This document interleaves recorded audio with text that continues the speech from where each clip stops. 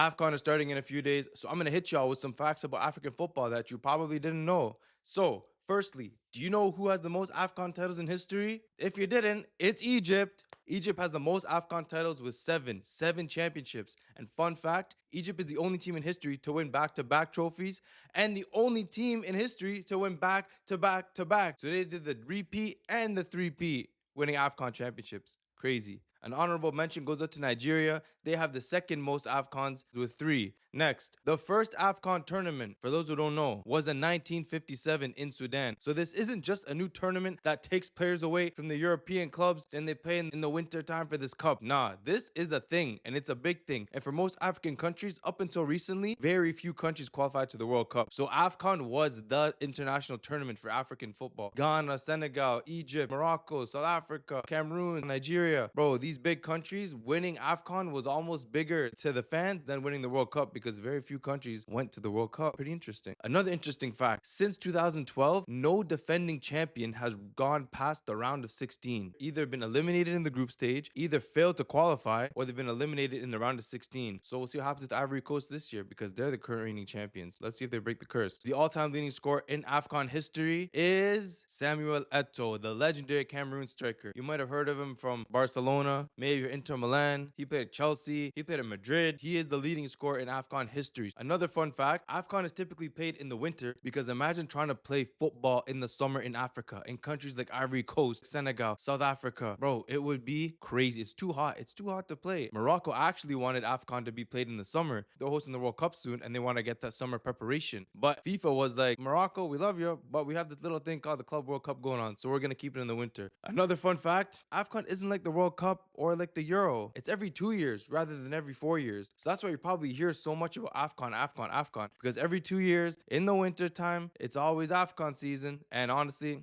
I couldn't be complaining because I love Afcon. But these are just some fun facts that get you excited about Afcon. If you're not excited, get excited because this is going to be a great tournament. It's going to be a lot of good football. A lot of good players are going. So it's going to be a fantastic time. What do you guys think about Afcon? What are you looking forward to the most? Who do you think is going to win? Let me know in the comments.